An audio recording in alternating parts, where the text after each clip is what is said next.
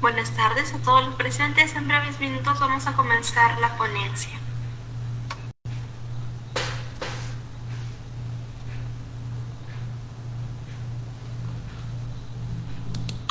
Buenas tardes a todos los presentes. En breves minutos vamos a comenzar la ponencia.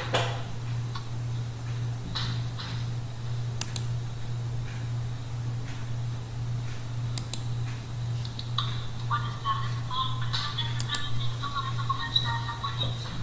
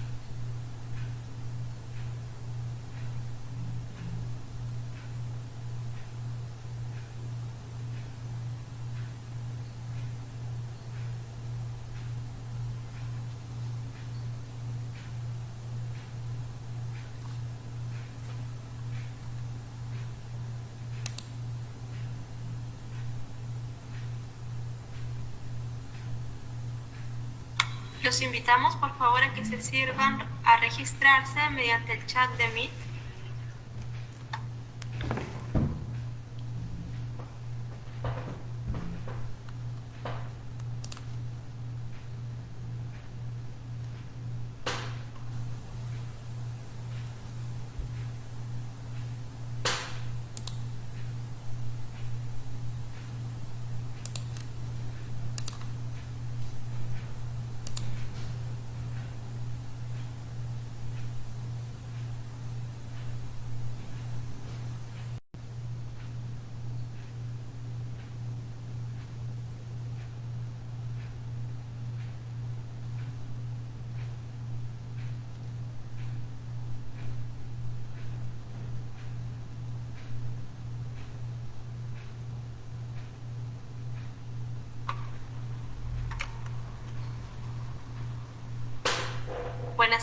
nuevamente, estimados participantes. Reciban una cordial bienvenida de parte de la Escuela Nacional de Especialización y Capacitación ENED, la cual desarrollará hoy la clase número 4, titulada Introducción al Procedimiento Administrativo.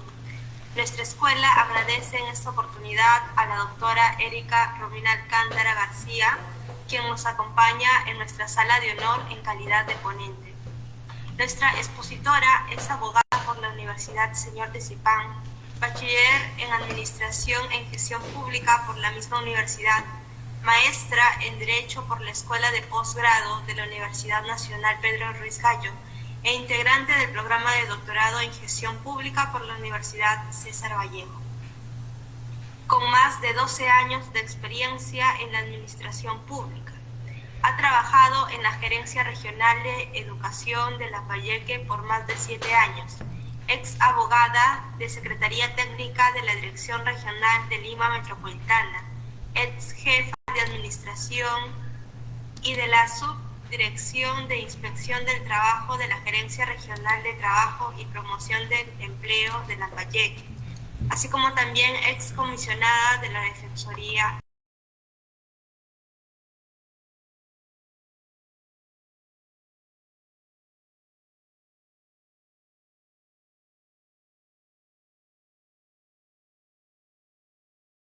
Nuestros participantes mantener sus audios en silencio, así como también los invitamos a que puedan registrar su asistencia en el chat y las preguntas que hubiera con relación a la ponencia lo pueden realizar a través de ese mismo medio para que la ponente pueda responder a cada una de ellas. Muchas gracias. Invitamos a la doctora Erika Romina Alcántara para que pueda iniciar con su ponencia. Buenas tardes, doctora. El tiempo queda con usted. Bien, buenas tardes con todos. Gracias por la invitación. Bien, en la sesión de hoy tocaremos el tema de actos de instrucción en el procedimiento administrativo general. Para entrar en materia, antes de ingresar al tema propiamente, es importante ubicarnos en qué etapa del procedimiento administrativo se encuentran los actos de instrucción. Para ello es necesario, en principio, que conozcamos qué es el procedimiento administrativo. ¿A qué se llama procedimiento? A aquel conjunto de diligencias, aquel conjunto de actos que tienen como finalidad la emisión de una decisión final por parte de la autoridad administrativa, ¿no? Esta decisión final, como ya sabrán, se le denomina acto administrativo porque, bueno, es una declaración de la voluntad de parte de la autoridad administrativa. En el texto único ordenado de la Ley del Procedimiento Administrativo, en el artículo 32, define al procedimiento administrativo, ¿no? Precisamente como aquellas diligencias, pero no son cualquier diligencias, sino que estos actos se van a encuadrar dentro de una estructura orgánica administrativa. Recordemos que nuestro Estado se conforma de dos tipos de entidades, ¿no? Dentro del régimen público. Una entidad administrativa, que puede ser una Dirección Regional de Educación, una Dirección de Salud, o SINERMIN, INDECOPI, y una entidad judicial, ¿no? Básicamente el Poder Judicial y el Ministerio Público. Entonces, procedimiento administrativo, estos actos se encuadran necesariamente dentro de una entidad administrativa, ¿no? Les decía, esta decisión que se tome respecto de una solicitud tiene que producir obligatoriamente efectos jurídicos sobre los derechos, sobre los intereses o las obligaciones de los administrados o del administrado que ha presentado su solicitud determinada y que ha dado lugar al inicio del procedimiento administrativo. Bien, dicho esto, es importante saber que el procedimiento administrativo en nuestra legislación peruana es de dos tipos. Uno, encontramos al de tipo de aprobación automática, ¿no? Que lo regula el artículo 33 del texto único ordenado de la ley 27444. ¿Qué nos dice la norma respecto de este procedimiento administrativo? La norma nos señala que basta la presentación de la solicitud por parte del administrado en la entidad administrativa respectiva para que esta solicitud se entienda por aprobada, ¿no? Es decir, que como constancia de la presentación de la solicitud determinada, basta el sello de recepción de parte de trámite documentario, de parte de mesa de partes, para que se entienda por aprobada esta solicitud. Pero ojo, no es cualquier pedido.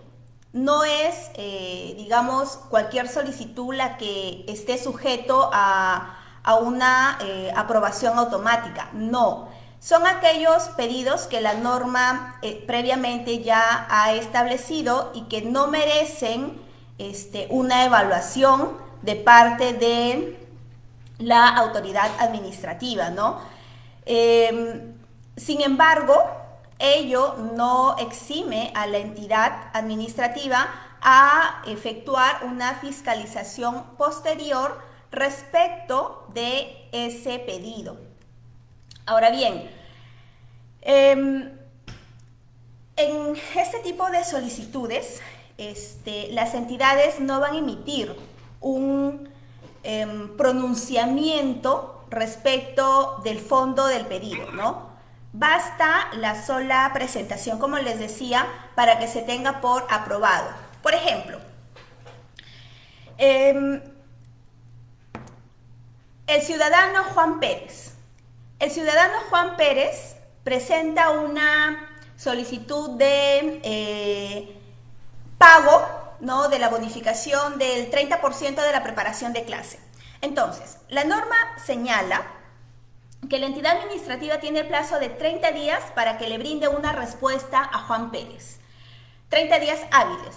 Si en el plazo de 30 días hábiles no obtiene una respuesta a Juan Pérez, tiene expedito su derecho para acudir en segunda instancia o para presentar su recurso de reconsideración, ¿no? Hablamos de reconsideración en la misma entidad con la presentación de una nueva prueba o de recurso de apelación para que eleve al superior. ¿Contra qué voy a apelar si no tengo una respuesta? Contra la resolución ficta recaída en el expediente, no sé, pues se me ocurre en el expediente 1. Pasan 30 días, porque la norma dice que la entidad administrativa tiene el plazo de 30 días para dar una respuesta a la apelación presentada por Juan Pérez y no le dan una respuesta. ¿Qué hace Juan Pérez en este caso? Allí viene la solicitud de aprobación automática.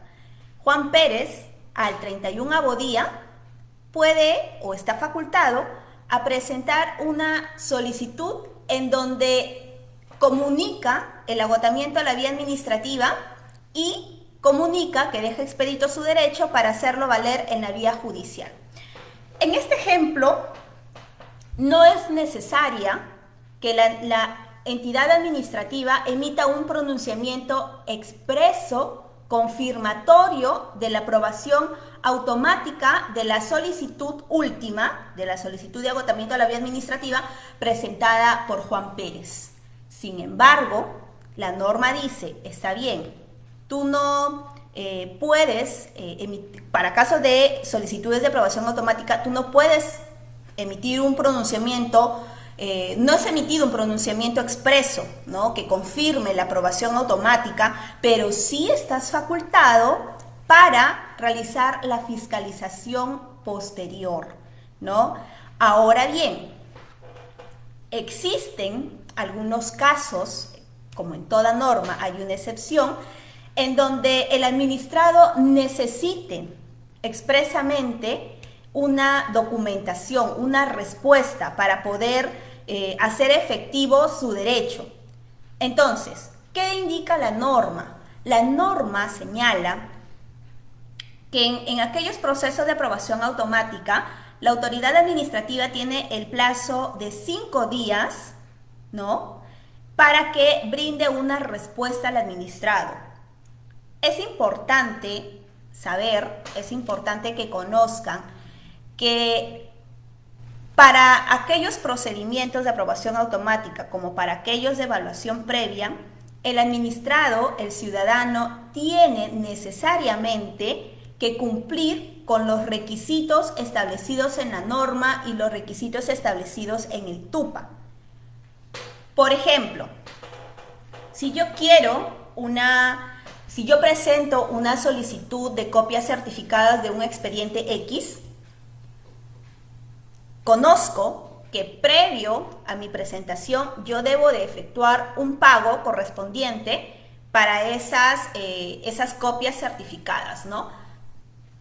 Efectúo el pago correspondiente y verifico el TUPA de la entidad y veo qué requisitos debo de cumplir para presentar mi solicitud de copias certificadas, ¿no? Entonces, si cumplo con los requisitos que establece el TUPA, esa es una característica muy importante que muchas veces no se consideran, los administrados no consideran al momento de presentar sus solicitudes, que es que el cumplimiento de los requisitos para las formalidades y para el ejercicio del derecho de petición administrativa, ¿no? Entonces, si cumplo con lo establecido en el TUPA, se aplica el procedimiento de aprobación automática siempre que se encuentre dentro de las materias que el texto único ordenado establece, ¿no? Como constancia de la aprobación, de la aprobación automática a la solicitud que ha presentado un ciudadano, basta la copia del escrito que ha presentado y que contenga el sello de recepción de la entidad.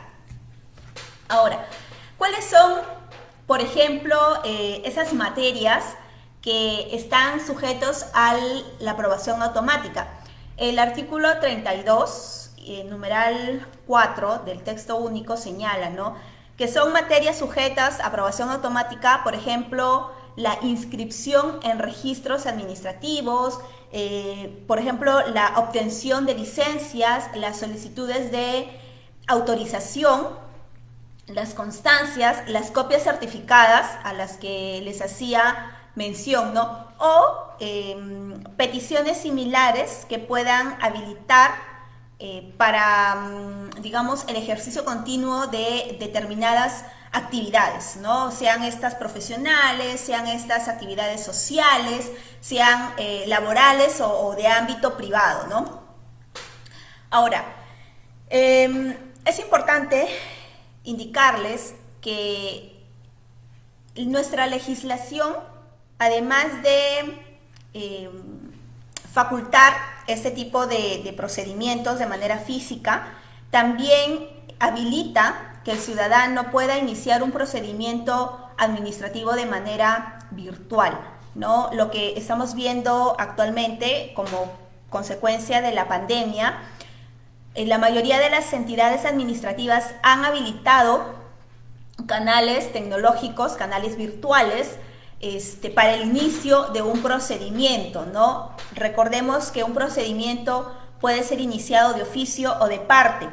De parte se inicia con la presentación de la solicitud dentro de mesa de partes o de trámite documentario. Este trámite documentario puede ser físico, con el ingreso del documento físico, o puede ser virtual a través de un correo electrónico que habilitan las entidades para que funcione como mesa de partes, ¿no? Entonces, mi solicitud, mi procedimiento de tipo de aprobación automática puede ser físico o puede ser virtual. Ahora, hay otro tipo de procedimiento que contempla la norma, ¿no? Y el cual es el procedimiento de evaluación previa. En el procedimiento de evaluación previa encontramos de dos clases. El de una evaluación previa con silencio positivo y el de evaluación previa con silencio negativo. ¿A qué se refiere el procedimiento de evaluación previa con silencio positivo? ¿No? La norma señala que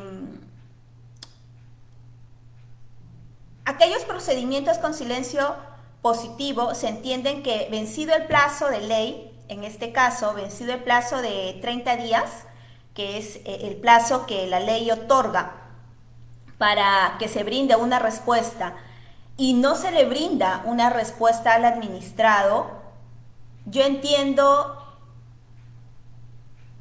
ese silencio como positivo siempre, ojo, que haya cumplido con los requisitos establecidos en el TUPA, o que estén dentro de los alcances de las materias, dentro de las materias que establece la ley del procedimiento administrativo, ¿no? Por ejemplo, las solicitudes de licencia de funcionamiento, ¿no?, están sujetos al silencio administrativo positivo. Entonces, si vencido ese plazo, el de 30 días, no obtengo una respuesta, doy por entendido que mi pedido ha sido aprobado, ¿no? Todas aquellas materias que no se encuentren en los alcances del artículo 37 de la Ley del Procedimiento Administrativo están sujetos a silencio positivo. Una de las materias, en el caso del silencio administrativo negativo, ¿no?, que está sujeto a es cuando se afectan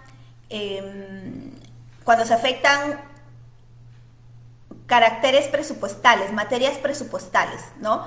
En el ejemplo que les indicaba anteriormente, si yo pido el pago de la preparación de clases, si yo pido, por ejemplo, el pago del refrigerio por el beneficio, la bonificación de refrigerio y movilidad, si yo pido estos beneficios están sujetos a criterios, están sujetos a aprobaciones presupuestales.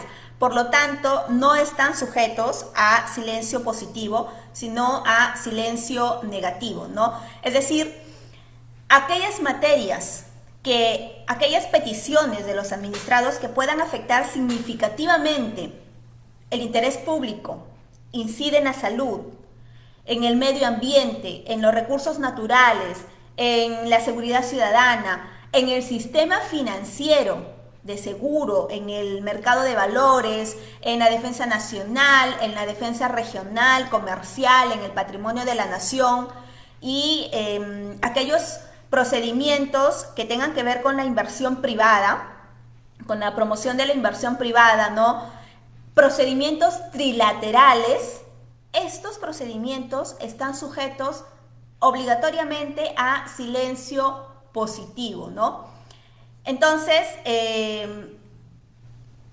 frente a estas peticiones, en el caso de que no encuentre una respuesta en el plazo de ley, en el plazo de los 30 días, yo como administrada no voy a tener o voy a aplicar, no voy a decir, no, entonces no me han dado respuesta en el plazo de 30 días, se entiende porque mi pedido ha sido aprobado.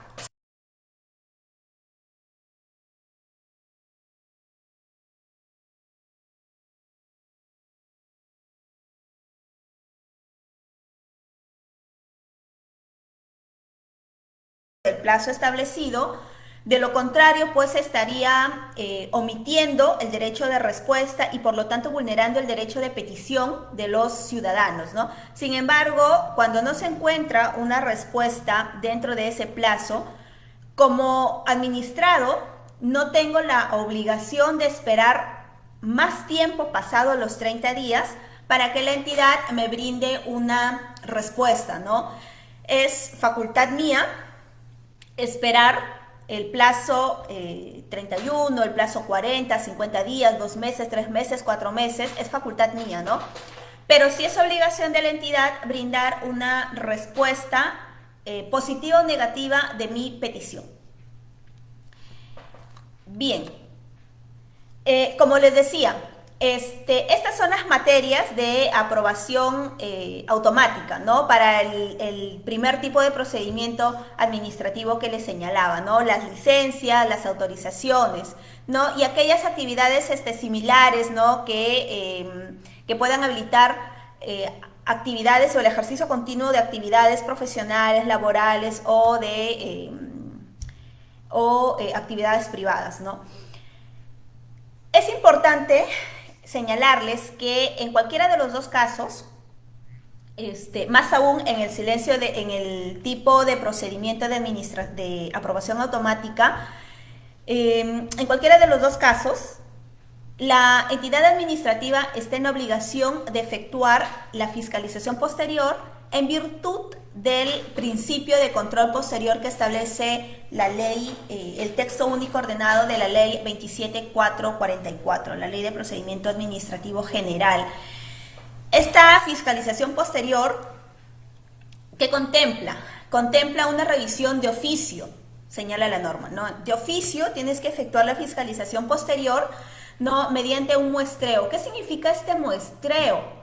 Significa que de mi universo de expedientes, ¿no? Yo voy a tomar el 10% de un total de 50 dentro del primer semestre, hablamos de 6 meses, ¿no? Con un máximo de 50 expedientes por semestre para yo evaluar, ¿no? Si se me presentó una solicitud de licencias en el plazo de ley, no le brindé una respuesta, entonces se sujetó al silencio administrativo positivo, yo evalúo. Si es una licencia de funcionamiento de un local comercial, verifico. Están bien las estructuras en virtud a la fiscalización posterior. Están bien las estructuras, se sujetan a los parámetros de las normas de urbanismo, las normas de fábrica, de construcción. Entonces, evalúo el expediente, pido opiniones, y luego del cual, si yo en esa fiscalización posterior que efectué a los expedientes encontré de pronto acciones, indicios, ¿no? de falsedades, indicios de delito, indicio de adulteraciones de documentos, yo como autoridad administrativa estoy en la obligación de efectuar, de proceder con la nulidad de oficio. Pero ojo, esta nulidad no es que yo, autoridad administrativa, como ya encontré estos indicios, lo que voy a hacer es sacarme una resolución y decir, se declara nula la resolución 1 que no sé, pues aprobó la licencia. No. Hay múltiples precedentes administrativos de servir en donde se señala que para aquellas nulidades de oficio, la autoridad administrativa tiene la obligación de correr de traslado al administrado al cual le pudiera afectar, ¿no?, el resultado de esta nulidad de oficio que se está iniciando. ¿Para qué? Para que el administrado, conforme corresponde y en mérito al respeto del debido procedimiento, pueda ejercer su derecho de defensa.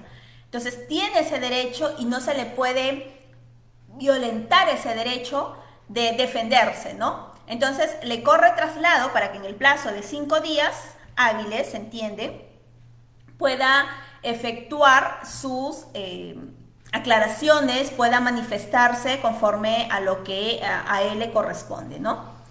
Entonces, es factible que cuando se encuentren estos indicios, cuando se encuentren, digamos, estos problemitas de pronto, la autoridad administrativa, luego de la fiscalización posterior, y siempre que no haya pasado más de un año, pueda efectuar estas nulidades, ¿no? Pueda revertir la situación y pueda corregirla. Ahora bien, ya hemos dicho que el procedimiento administrativo es físico y virtual, ¿no? Se puede iniciar de parte o de oficio. ¿no? Esa es una de las primeras etapas del procedimiento administrativo, ¿no? ¿Cómo es el inicio? De oficio, las nulidades, por ejemplo, ¿no?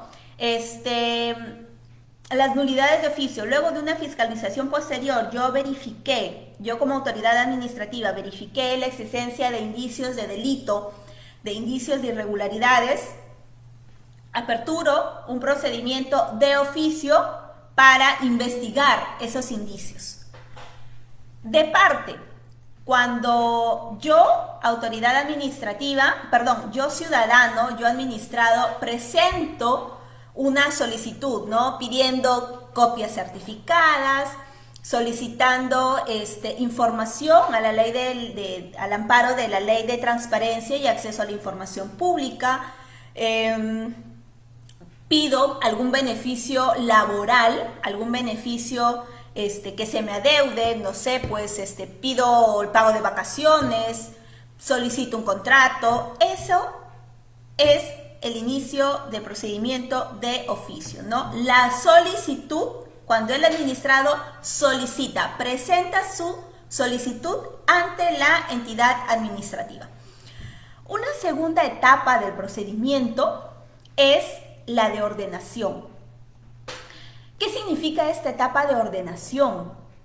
Significa que una vez ingresado la solicitud a la entidad, ¿no? Yo, autoridad administrativa, la reviso.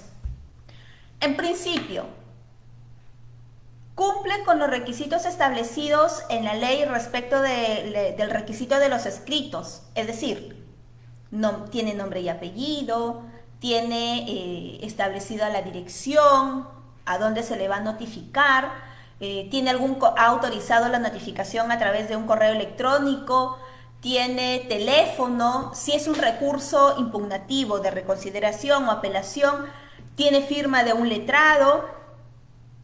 Anteriormente, acá en el gobierno regional, se solicitaba para los recursos de apelación la presentación de la constancia de habilidad, ¿no?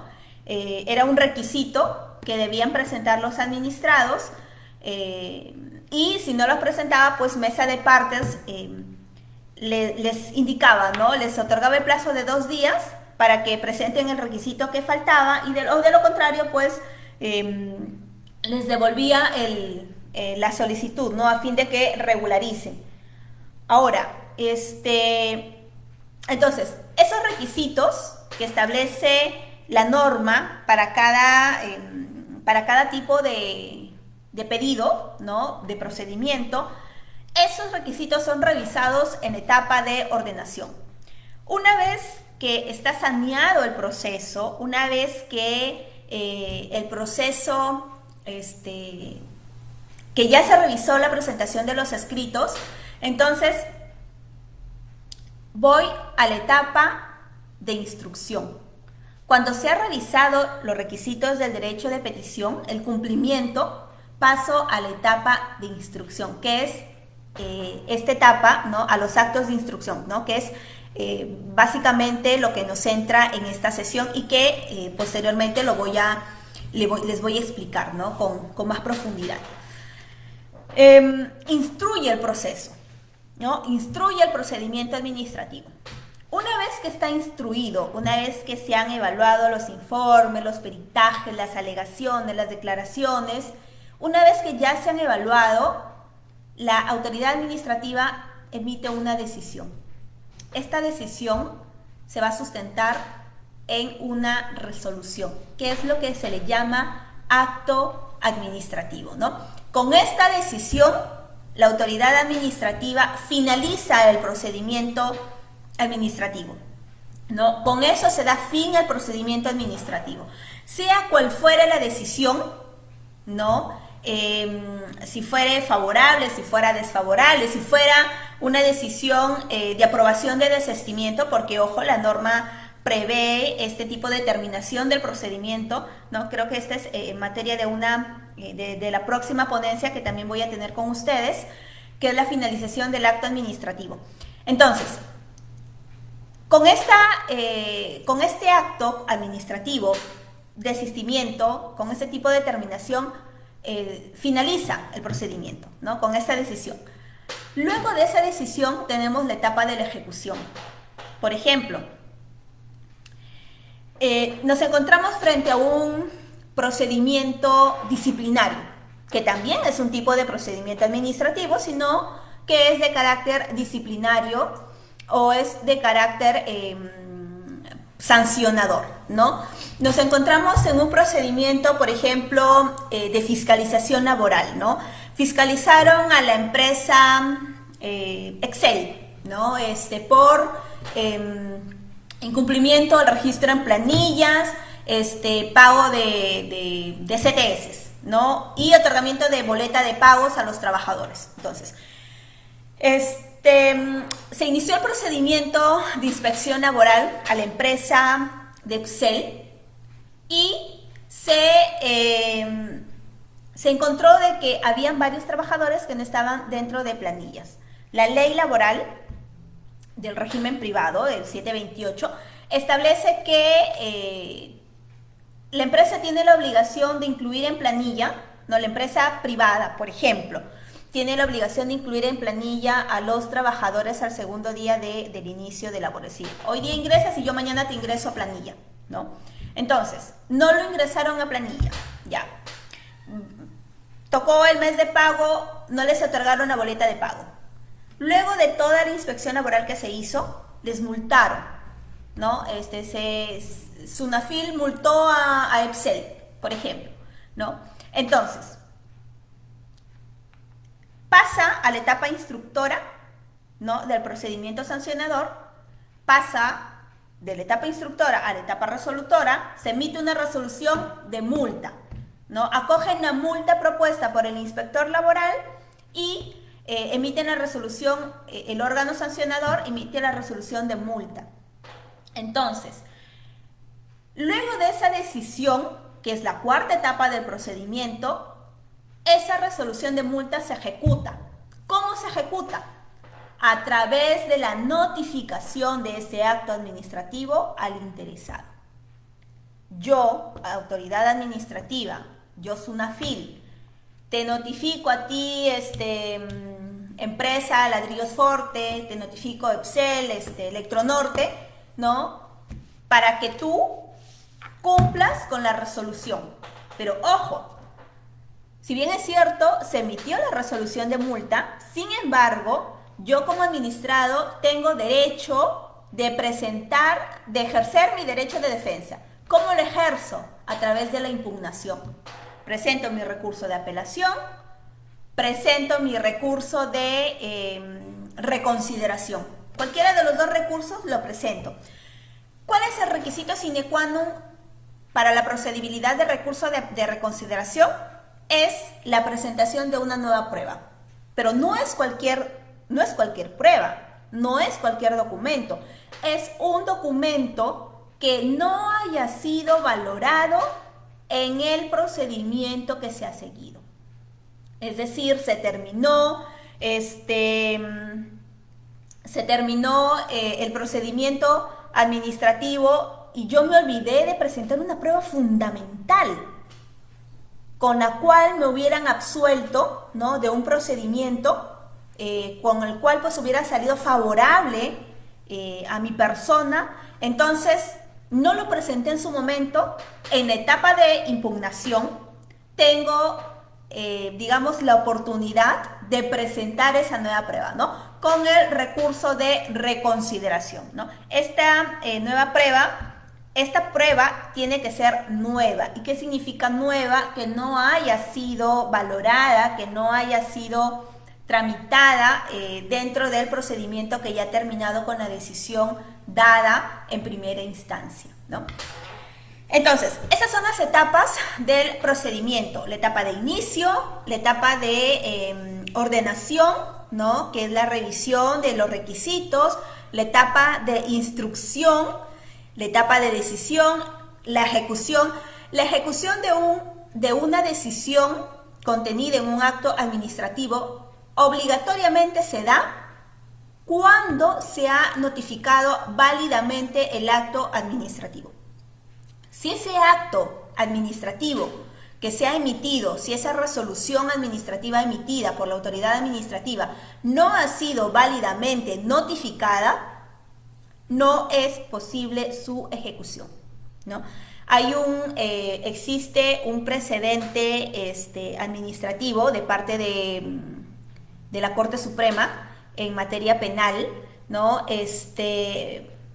Digamos que es de tipo administrativo, ¿por qué? Porque producto de un procedimiento administrativo se llegó a una querella, ¿no? Que fue a parar a sede de la Corte Suprema, ¿no? Y el problema fue por la falta de notificación expresa, ¿no? Recordemos que la norma señala que si tú no cumples con notificar, si tú no cumples con el procedimiento de notificación, esa notificación se cae, esa notificación no es válida, es nula, por lo tanto no surte efectos respecto del administrado, ¿no? Si yo, autoridad administrativa, sanciono a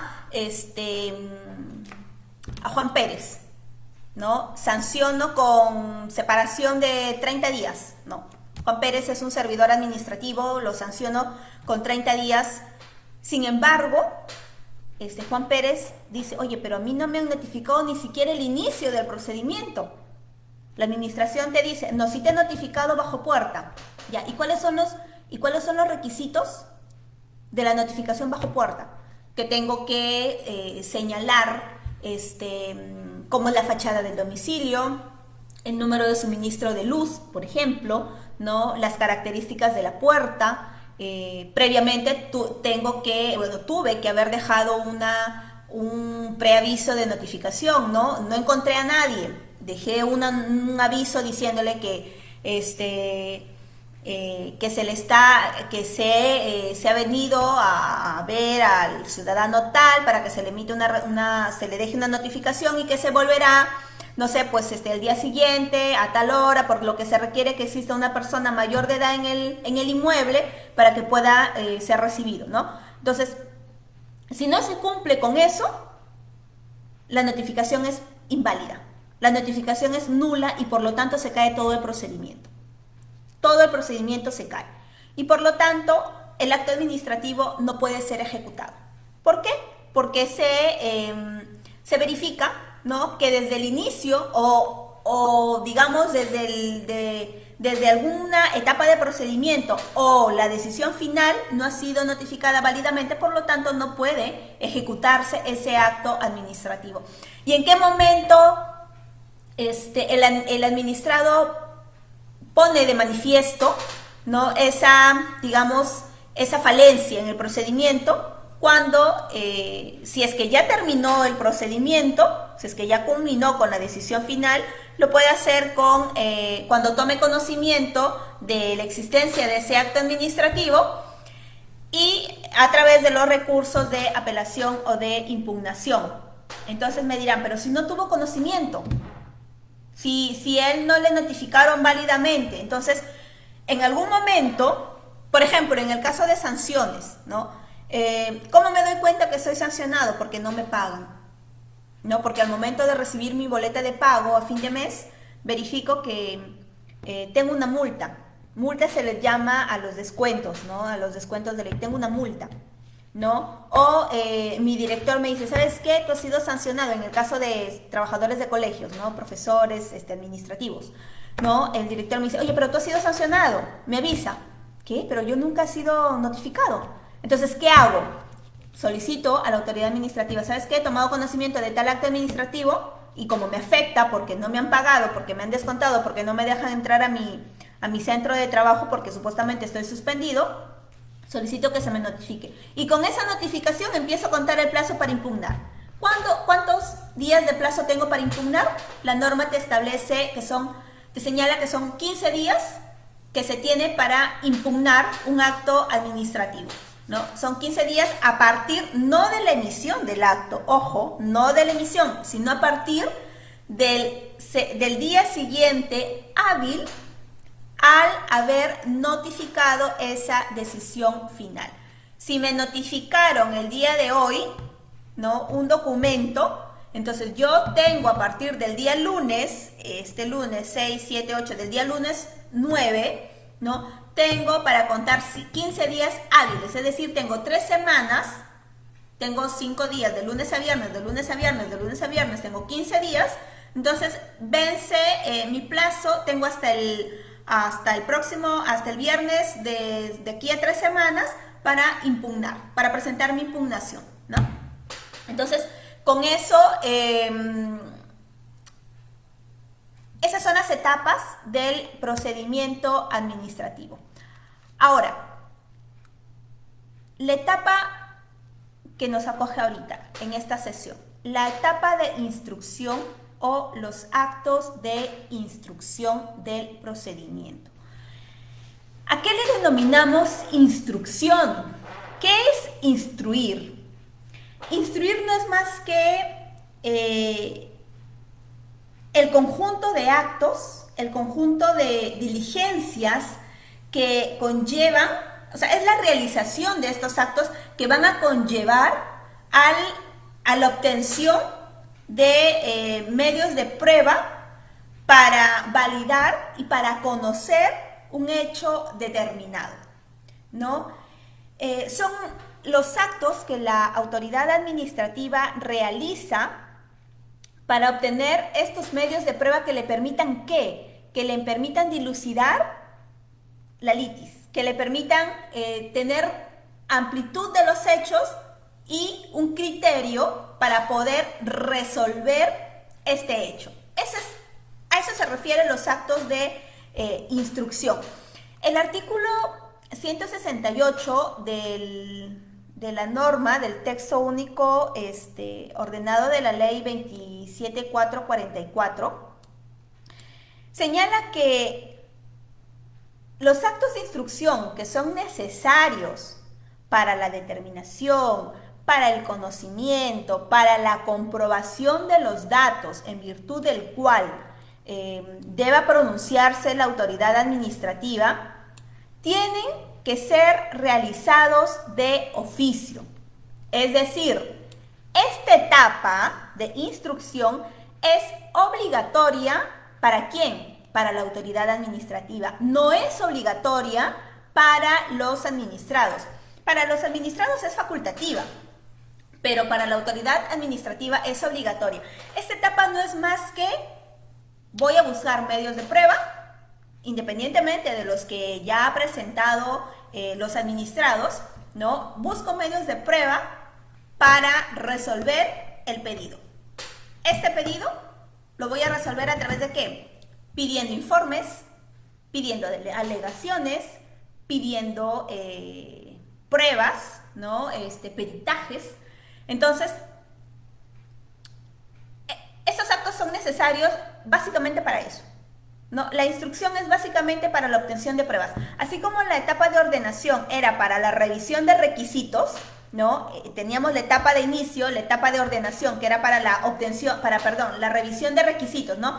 Verificar si la resolución de Romina Alcántara ha cumplido con el TUPA, ha cumplido con los requisitos de petición de petición, ¿no? Si ha cumplido, pasa a la segunda etapa de instrucción. Y esa etapa de instrucción ya no es para el administrado, no, es propia de la autoridad administrativa, es obligatoria de la autoridad administrativa, pero eso no significa que los ciudadanos o el administrado que presenta su solicitud puede hacer uso también de esa etapa a la presentación de medios de prueba, ¿no? Por ejemplo. Ahora, la norma establece que está prohibido realizar como actos de instrucción, por ejemplo, la solicitud rutinaria de pedir informes, ¿no? Informes o requerimientos de visaciones que no aporten valor objetivo al procedimiento, ¿no? Que no aporten un valor concreto al caso, ¿no? Que no ayuden a resolver. Por ejemplo, el procedimiento que se sigue para la emisión de las resoluciones, ¿no? Por ejemplo, asesoría legal de una gerencia regional saca un informe, ¿no? Un informe legal. saca su informe legal. Este informe legal, para que salga pues ya, para que contenga la decisión final, ¿no? Tiene que constar en una resolución administrativa, ¿no?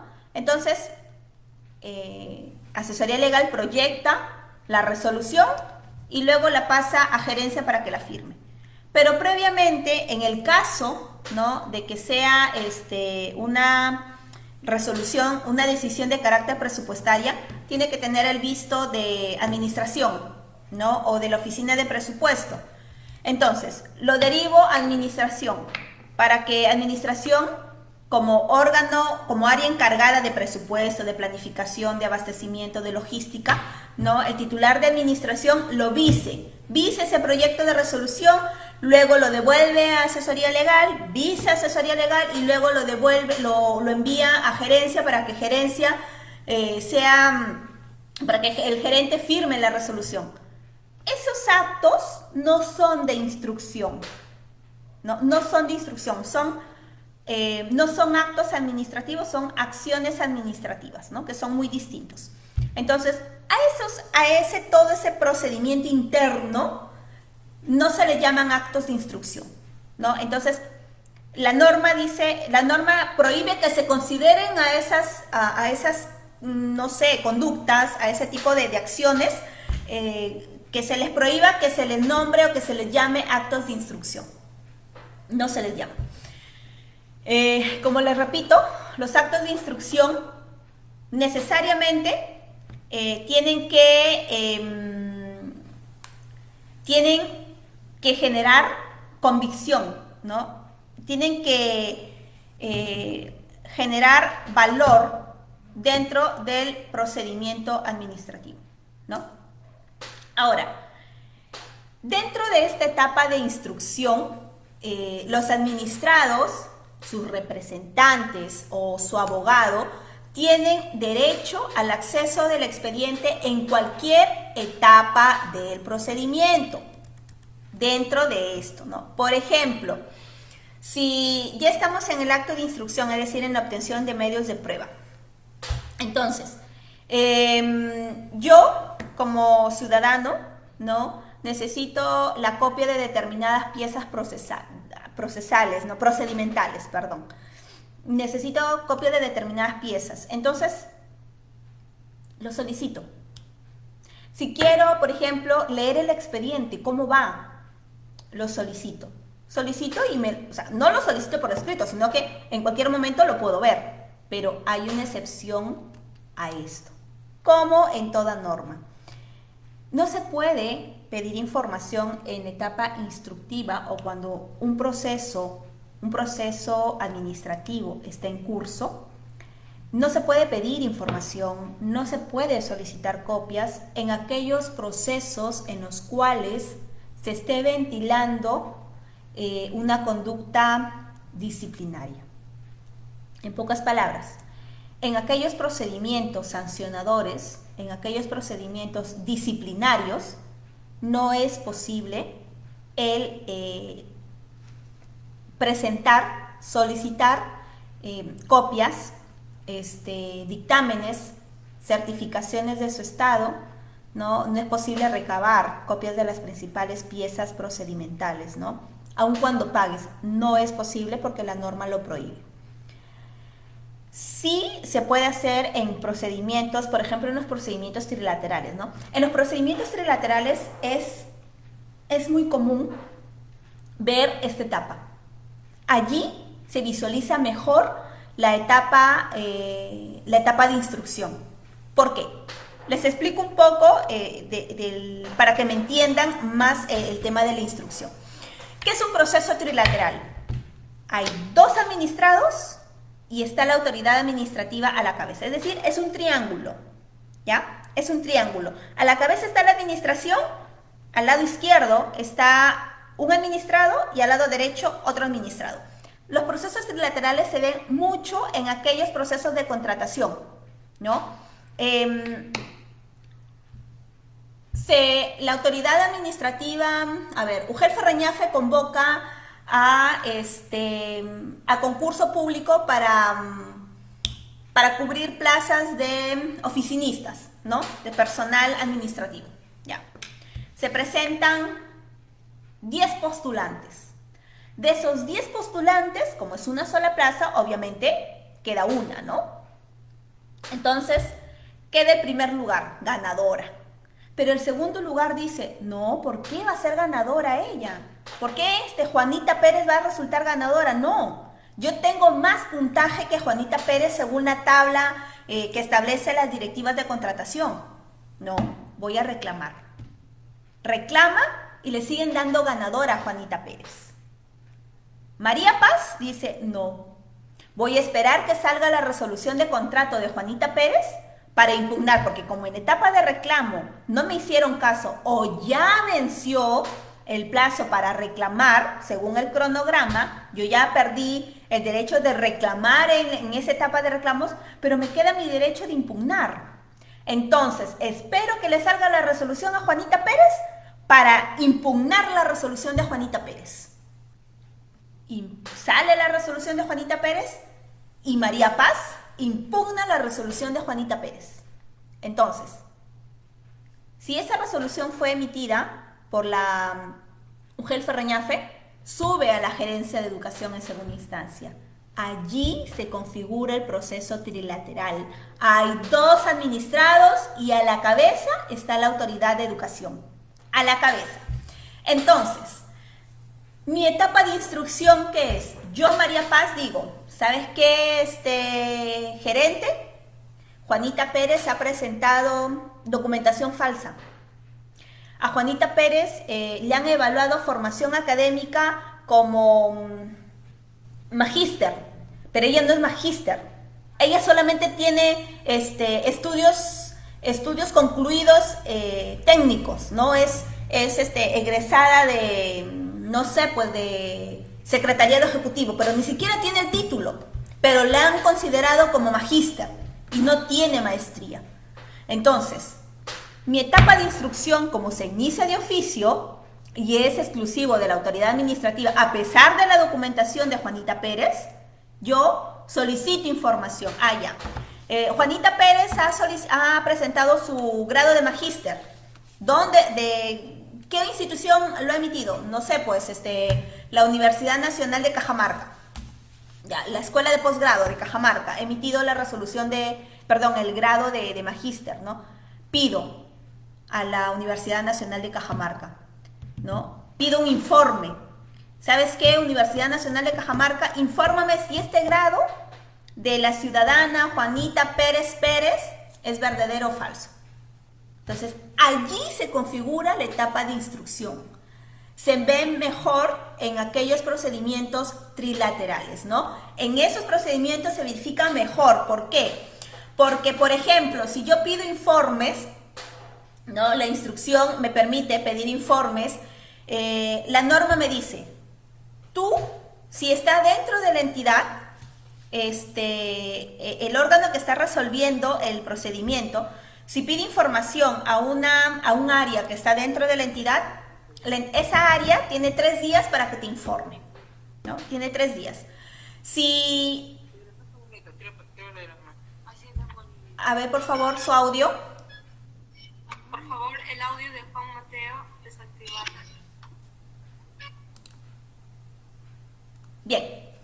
Ahora, les decía, si pide informes dentro de la misma área, de un área que está dentro de la entidad, ¿no? Esta área tiene 3 días para que me informen. Si es una entidad ajena a la entidad que está resolviendo el procedimiento, tiene 5 días esta entidad para que me informe. Ahora, si esta entidad ajena verifica y dice, oye, pero no, en el plazo de 5 días yo no te puedo informar porque tengo que buscar en archivos, este grado ha sido emitido en el año 2000, tengo que irme al archivo central de la escuela de posgrado, tengo que pedir información y tanta cosa. No, amplíame el plazo. Ya. La norma dice, está bien, ya, no puedes dármelo en el plazo de 5 días, te doy 10 días hábiles para que tú me informes. Ya, se dan 10 días. entiéndase por los plazos que en los procedimientos trilaterales, por ejemplo, cuando se verifica estos actos de instrucción, no se cumple el periodo de 30 días hábiles, que es para el plazo de 30 días para resolver el procedimiento, ¿no? Generalmente se pueden demorar hasta 2 meses para su resolución. Ahora, si vencido el plazo que yo le otorgué, el plazo ampliatorio de 10 días, y la entidad ajena, la entidad externa, no me envía la información que yo solicito, la norma que me dice, ya, no me puedes enviar la información, entonces te cito, te señalo un día y una hora para que tú de manera verbal me digas, ¿es verdadera o es falsa la información que estoy pidiendo? O si no tienes tiempo de enviármela, puedes venir y me la envías y me la presentas en el acto. Yo levanto mi acta de que tú me estás presentando esta información que está certificando que en el ejemplo que les digo, ¿no? Que Juanita Pérez no es magíster, ¿no? Sino es técnico en secretariado ejecutivo, ¿no? Igualmente también le pide informe al instituto que ha expedido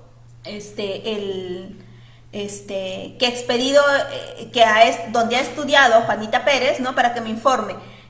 La exalumna Juanita Pérez ha concluido sus estudios, se ha graduado, se ha titulado o simplemente es egresada de la carrera técnico profesional, ¿no? Entonces, es allí, es en ese tipo de procedimientos, por ejemplo en los trilaterales, en donde se verifica esos actos de instrucción.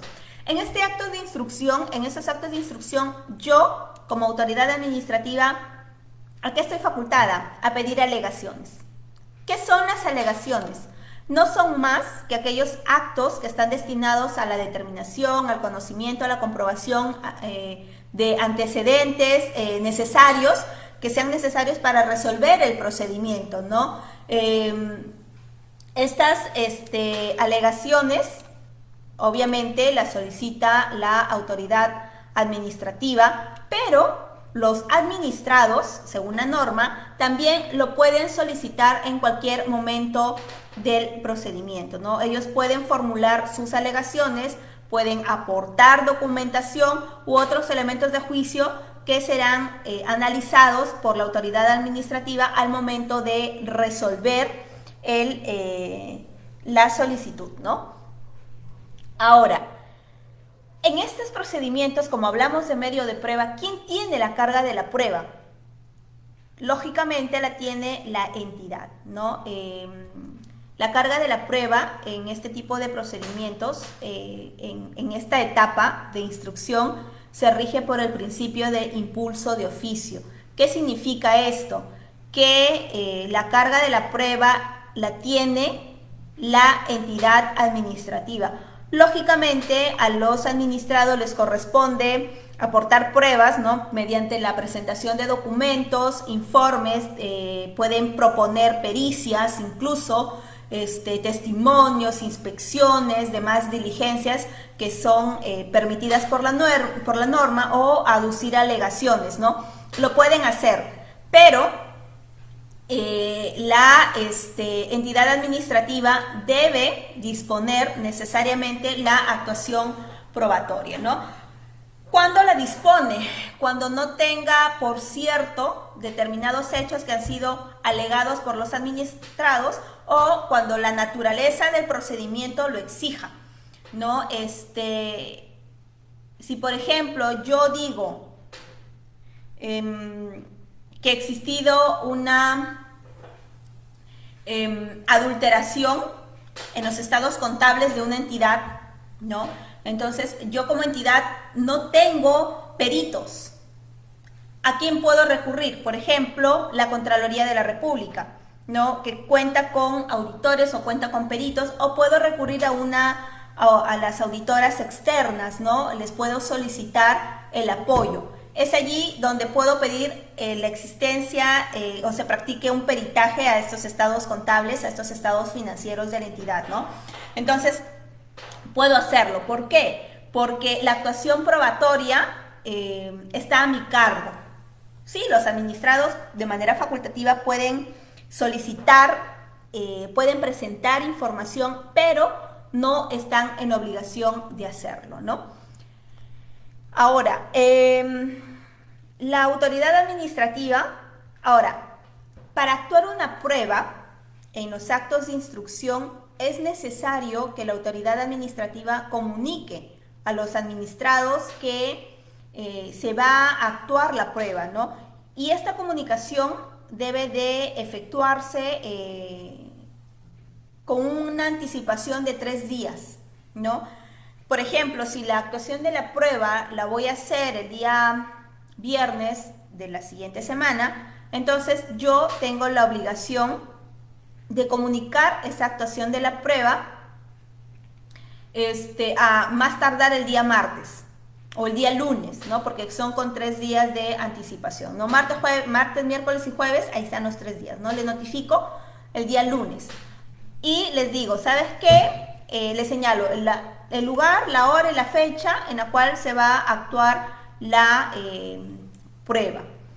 Ahora, también es posible que en tanto no se haya emitido una resolución final, se presenten medios de prueba, ¿no? Pruebas, digamos, sobrevinientes al procedimiento. Es decir, ya se inició el procedimiento, se han valorado alegaciones, peritajes, informes, y de pronto por ahí me salió una prueba. Y es fundamental esa prueba para que se resuelva el pedido a mi favor, el procedimiento a mi favor. Entonces, ¿qué hago? La presento, pero siempre y cuando no se haya emitido la resolución final correspondientes.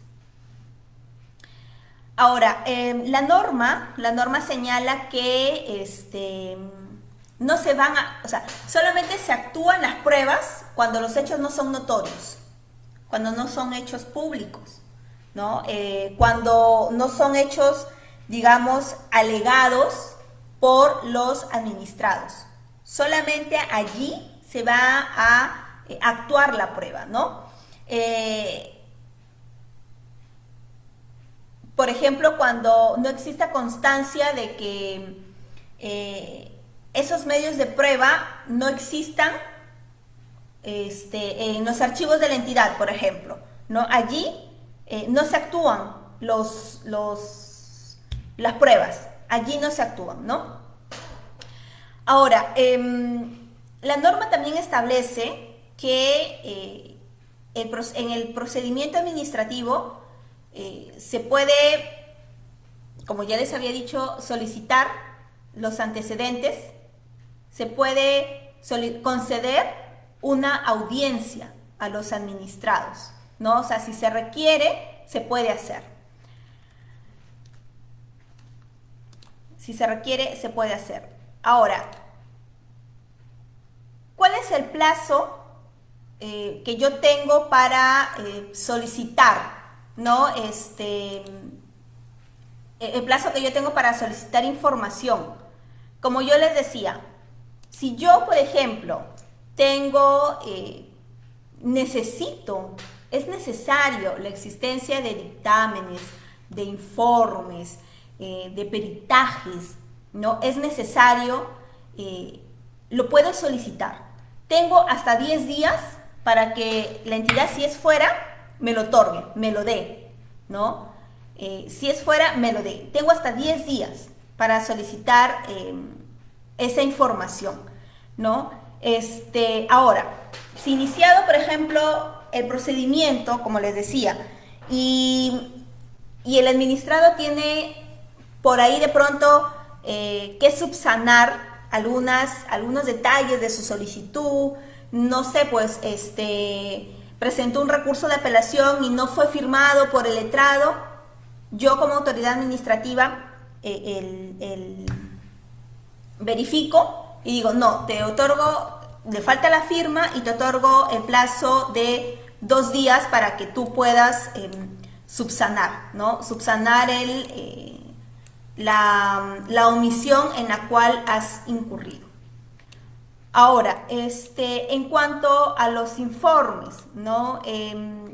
Estos informes, ¿qué deben de contener, ¿no? Estos informes dentro de esta etapa de instrucción, ¿no? Que son muy importantes, ¿no? No es que te solicite, ¿sabes qué? Infórmame de tal cosa. No. Yo, como autoridad a quien le soliciten o como área a quien soliciten el otorgamiento o la emisión de un informe, tengo que sustentar ese informe, ¿no? Tengo que sustentar ¿con qué? Con normas. Tengo que clarificar cada punto de la solicitud. Tengo que desvirtuarla o afirmarla, ¿no? La norma te señala eso, ¿no? Toda autoridad, cuando formule un informe, debe de sustentar válidamente ese informe para que tenga validez, ¿no? Recordemos que los actos administrativos, al ser declaraciones de voluntad, tienen que tener una debida motivación de cada hecho que se invoque. No puedo yo emitir una resolución respectiva dejando suelto alguna invocación efectuada por el administrado por el ciudadano, ¿no? Por ejemplo, en aquellos procedimientos trilaterales, en el ejemplo que les ponía, ¿no? Del tema de la contratación, es importante que exista dentro de la etapa de instrucción un informe del área pedagógica, ¿no? El área por parte de los especialistas pedagógicos, para que estos determinen si la evaluación efectuada ha sido la correcta o no, ¿no? ¿Por qué? Porque ellos son los especialistas en materia pedagógica, ¿no? En el tema de contrataciones, por ejemplo, para auxiliares o contrataciones de docentes, ¿no? Entonces, los informes tienen que cumplir. Y en el caso de que se omita la entrega del informe por parte de alguna autoridad o de algún área que pertenezca a la entidad o autoridad ajena a la entidad donde se esté ventilando el hecho, ¿no? La norma establece de que cuando exista una omisión de informe, considerando las circunstancias, la autoridad administrativa puede de manera alternativa prescindir del informe o solicitar una cita con el responsable de su emisión para que pueda presentar su parecer de manera verbal, ¿no? Cuando esto sucede, se elabora un acta en el cual la misma que se adjunta al expediente y forma parte de los antecedentes del mismo, ¿no? Todo esto sin perjuicio de la responsabilidad administrativa. Tengan en cuenta que todo tipo de omisión, ¿no? en las entidades del Estado genera responsabilidad administrativa, ¿no? En entidades administrativas, ¿no? Si solicité alguna información y no se me brindó esa información, estoy incurriendo en responsabilidad. Si no le brindé respuesta a un administrado y esa omisión no tiene un sustento, ¿no? Del por qué la demora, genera una responsabilidad, ¿no? Que es pasible de ser investigada a través de la Secretaría Técnica o cuando el servidor que omitió es servidor administrativo, ¿no? O a través de la Comisión de Procesos Administrativos de la entidad, ¿no? Cuando es, por ejemplo, docente, ¿no? En el caso de educación. Ahora, en etapa de instrucción también podemos verificar que la norma permite la presentación de testigos, ¿no? El proponente de la prueba, en este caso el administrado, ¿no? Presenta testigos, ¿no? Solicita que se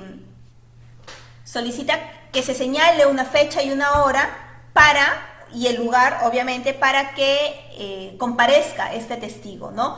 Si el testigo no concurre, ¿no? Sin causa justificada, pues se prescinde de su testimonio, ¿no? Y se deja constancia a través de un acta, se levanta el acta por la inconcurrencia de este testigo y forma parte de esta acta del expediente administrativo, ¿no? De los antecedentes de este expediente administrativo.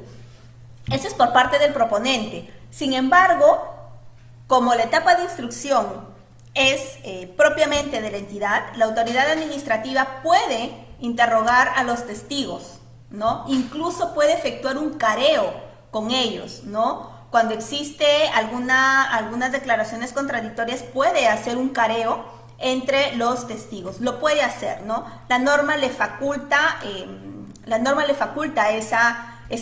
le otorga esa atribución, ¿no? Como ya también les había señalado, en esta etapa de instrucción se pueden presentar peritajes, ¿no? En caso de, por ejemplo, se está investigando un desbalance financiero, el administrado, en el caso de alguna denuncia, ¿no? El administrado puede proponer la designación de peritos a su costa, lógicamente después, en el caso de que se resuelva de manera favorable, pues se le tiene que indemnizar. Ahora, para el tema de la administración, la norma señala que la administración va a tener que necesariamente abstenerse de contratar peritos por su parte, ¿no? Lo que puede hacer es solicitar apoyo a otras entidades, como por ejemplo el Poder Judicial, que tiene peritos, ¿no? Puede solicitar apoyo a otras entidades técnicas aptas para este fin, ¿no? Para que pueda emitir el peritaje correspondiente. O sea, solicita apoyo de entidad a entidad, pero por ningún motivo puede contratar peritos, por ningún motivo, ¿no? La norma lo prohíbe. De lo contrario, pues incurriría en responsabilidad administrativa. Ahora, un tema importante es los gastos de las actuaciones probatorias.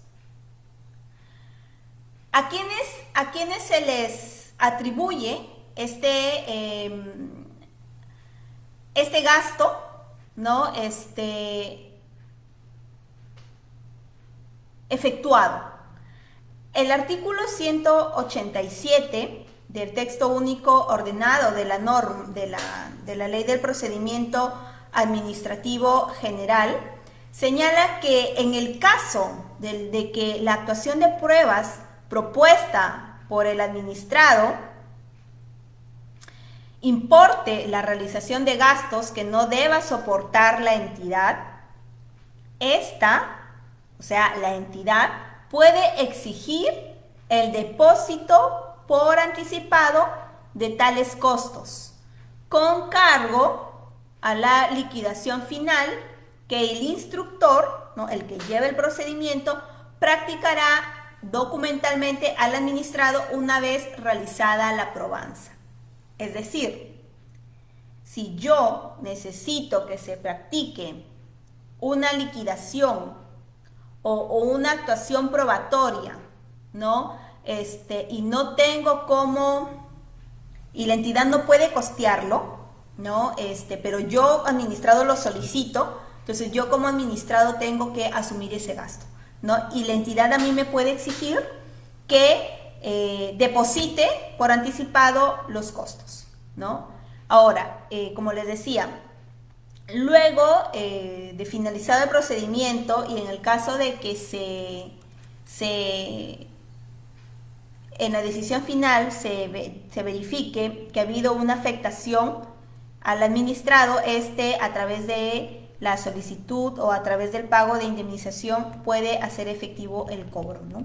Pero eso ya es materia de un proceso judicial. Administrativamente, pues no se puede indemnizar, ¿no? Está prohibido. Los administrados tienen una abierta participación en el procedimiento, en este acto de instrucción.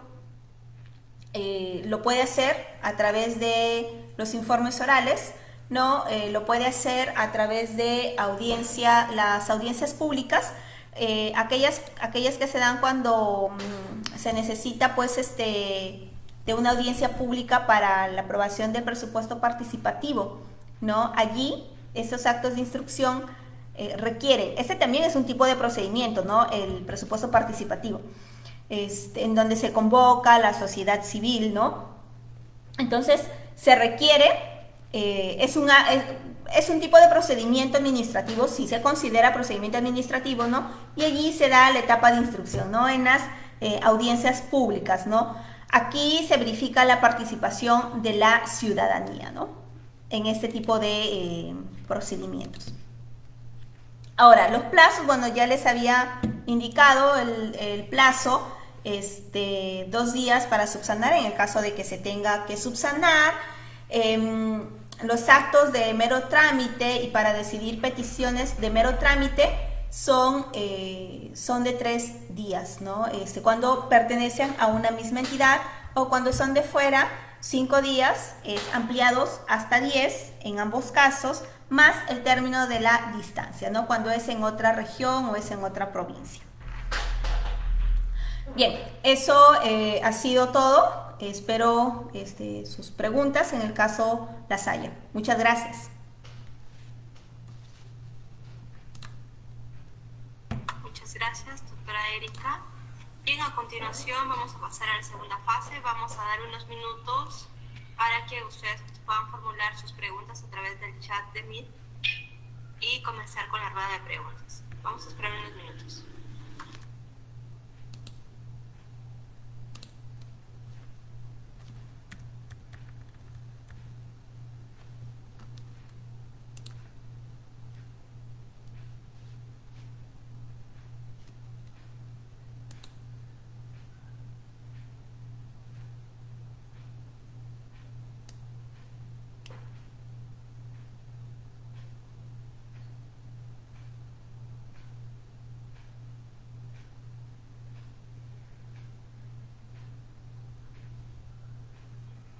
Bien, si no hubiera ninguna pregunta, agradecemos, doctora, por su tiempo y por su participación en calidad de ponente en esta actividad, en esta clase número 4.